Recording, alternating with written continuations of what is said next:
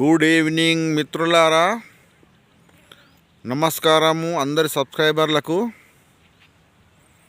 ఈరోజు నేను జగిత్యాల రూట్లో వచ్చాను ఫ్రెండ్స్. వేరే ఊరికి వచ్చాను. ధర్మారం అనే ఊరు, అంటే ఒక 200 సంవత్సరాల కింద దీన్ని ధర్మారం అందరు. ఇదే ఊరు. దాని యొక్క ఆనవాలు ఒకటే గుడి ఉన్నది. పవిత్రమైన నా సొంత దేవుడు అయినటువంటి ఆంజనేయ దేవుడు. నా సొంత అంటే నేను పవిత్రంగా అందరికంటే ఎక్కువ మొక్కే దేవుడు నా ఆంజనేయ స్వామి. నా ఆంజనేయ స్వామి టెంపుల్ 200 ఏళ్ళ కిందిది. ఇది ఒకటే ఉన్నది కాబట్టి ఇక్కడ ఒక ఊరుండే అని ఇప్పటికీ ఆనవాళ్ళు ఉన్నాయి. ఏం జరిగిందంటే ఫ్రెండ్స్, కొన్ని ఏళ్ళ కింద ఇక్కడ ఒక ధర్మారం అనే ఊరుండే, ఇదే ప్లేస్లో. అక్కడెక్కడో బాగా దూరంలో పెద్దపల్లి గుండ్లు అని ఉంటాయి. ఇక్కడ పెద్దపల్లి తిరిగేవంట. ఇది ధర్మారం గట్లు అందరు. ఇక్కడ ధర్మారం గట్లు మా నాయనమ్మ వాళ్ళు చెప్పేది ఫ్రెండ్స్. మరి దానికి ఆనవాలు ఏంటిది? ఇక్కడ ఊరుండేది అంటే ఒక దేవుని గుడి ఉన్నది, ఆంజనేయ స్వామిది, పవిత్రమైన గుడి. నిన్ననే నాకు ఒకటి ఏదో అయితే మొక్కిన తప్పని మంచిగా అయింది ఫ్రెండ్స్. నేను చిన్నప్పటి నుంచి ఆంజనేయ స్వామిని మొక్కుతాను. నాకు ఆంజనేయుడు అంటే చాలా ఇష్టం. ఇది ఇక్కడికి వెళ్ళి అటు ఊరు పెరిగింది. అయితే వెనకట స్టోరీ ఏంటిదంటే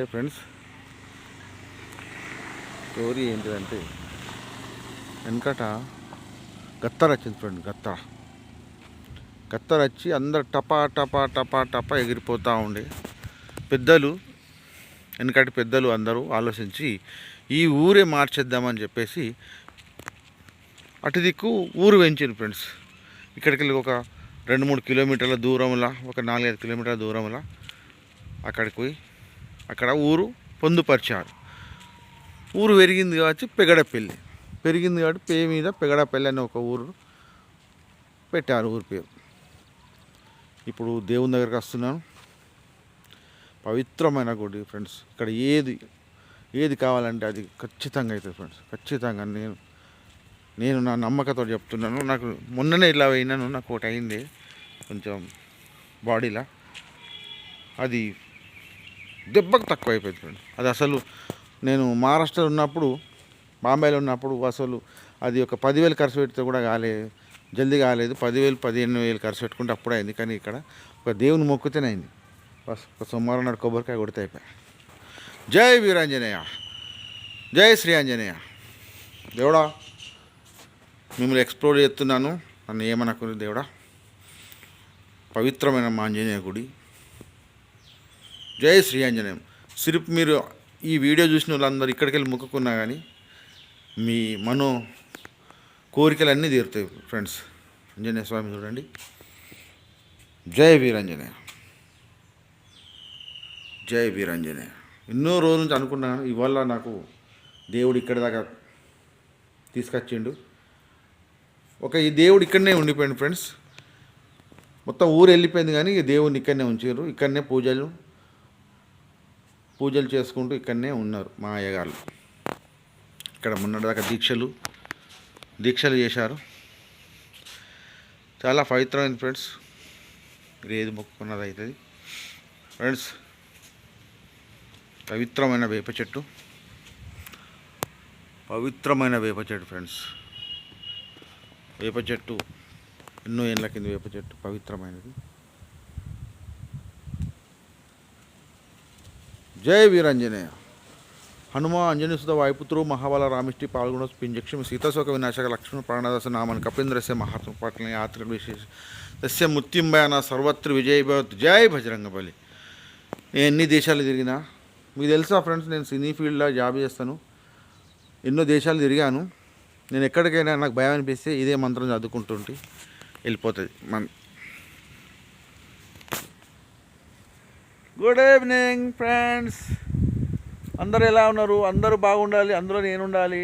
ఈరోజు సాయంత్రం పూట వచ్చాను ఫ్రెండ్స్ ఇక్కడికి. ఫ్రెండ్స్, ఇది ఒక క్రికెట్ గ్రౌండ్ ఉంటుండే. ఇది ఇక్కడ క్రికెట్ మ్యాచ్ జరుగుతుండే, కొన్ని ఏళ్ళు జరిగినాయి. తర్వాత ఇవి ఇండ్ల స్థలాల కొరకు అమ్మేసినారు.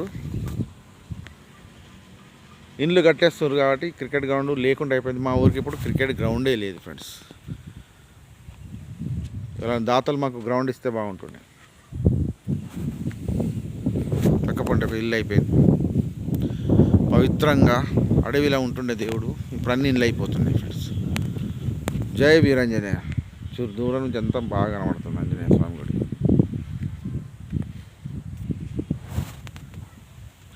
ఫ్రెండ్స్, ఎప్పుడైనా ఎవరికైనా ఆపదత్తే దూరం నుంచి ఈ పెగడపల్లి ఆంజనేయ స్వామిని తలుచుకోండి ఫ్రెండ్స్. ఖచ్చితంగా మీ కోరికలు తీరుతాయి ఫ్రెండ్స్. జై వీరాంజనేయ.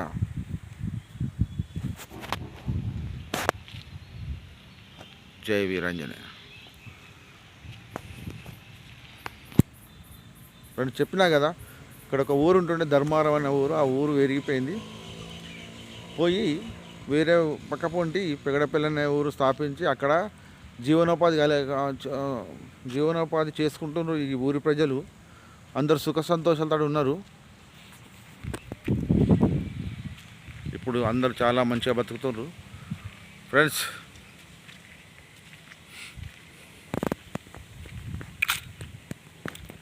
ఆంజనేయుని గుడి ఎక్స్ప్లోర్డ్ అయిపోయింది.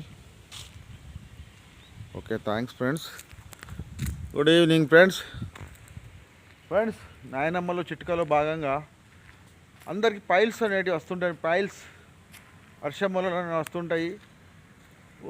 మండుతూ ఉంటుంది ఫ్రెండ్స్. అది వచ్చినప్పుడు మాత్రం తీపి తినకండి, కారం తినకండి, పులుపు తినకండి. పెరుగు కొన్ని నల్ల నువ్వులు దంచి పెరుగులు వేసుకొని పెరుగు కలుపుకొని చల్లగా తాగండి. కడుపు చల్లగా పడుతుంది. తర్వాత మీరు ఆయుర్వేదం వాడతారో డాక్టర్ దగ్గరికి పోతారో ఫోన్, కానీ ఎమర్జెన్సీ మాత్రం మీరు ఖచ్చితంగా పెరుగు తాగండి. పెరుగు తాగి పెరుగులో కొన్ని నల్ల నువ్వులు దంచుకొని తాగండి.